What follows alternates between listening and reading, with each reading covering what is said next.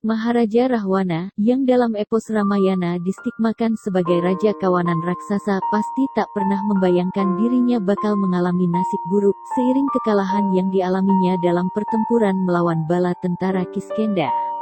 Rahwana tampaknya tidak pernah membayangkan citra keagungan dirinya luluh lantak seiring stigma yang dibangun oleh para pemenang perang. Tentunya, ia tidak bakal menyangka dirinya dicitrakan sebagai raja diraja dari makhluk raksasa, yang biadab haus darah yang menjadi musuh dewa-dewa dan manusia. Kita tidak tahu apa yang sebenarnya telah dilakukan oleh para pemenang perang setelah kekalahan Maharaja Rahwana. Kita hanya tahu bahwa, menurut epos Ramayana yang ditulis para pemenang, leluhur Maharaja Rahwana adalah bangsa raksasa yang kejam, jahat, licik, rakus, brutal, haus darah, dan biadab. Padahal, di dalam berbagai versi tentang epos Ramayana selalu kita temukan gambaran bahwa Maharaja Rahwana hidup di Alengka, sebuah kota yang penuh bangunan berarsitektur tinggi, makmur, mewah, dan memiliki sistem pemerintah yang bersifat musyawarah dengan penasihat-penasihat Maharaja yang cerdik dan bijak. Sebaliknya, para pemenang perang selalu digambarkan hidup di lingkungan hutan dengan penghuni, masyarakat kera, yang berperadaban rendah dan sistem pemerintahan bersifat kultus individu.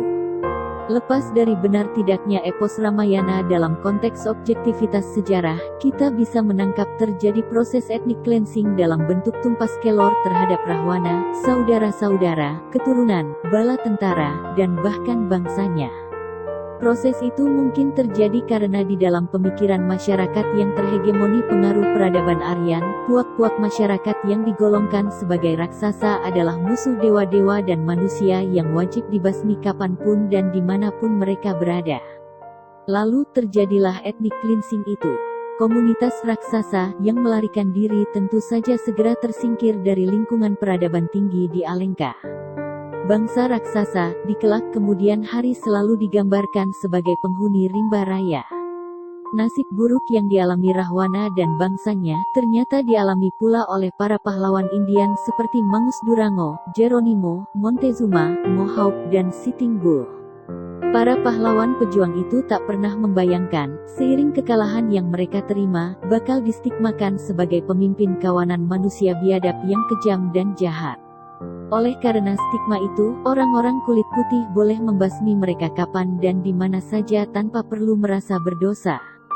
Pada dekade 1960-an dan 1970-an, misalnya, hampir semua film western baik layar lebar maupun serial televisi seperti Red Sun, Alamo, Django, Pat Garrett, Billy the Kid, Wild Wild West, Rin Tin Tin, dan Bonanza menyuguhkan cerita-cerita yang diselingi penggambaran citra kebiadaban, kekejaman, kebrutalan, dan keganasan bangsa Indian.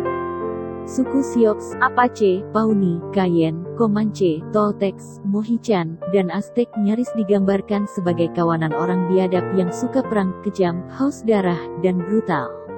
Penonton film-film western dewasa itu bersorak-sorak dan bertepuk tangan ketika menyaksikan para koboi dengan tanpa ampun menembaki mereka.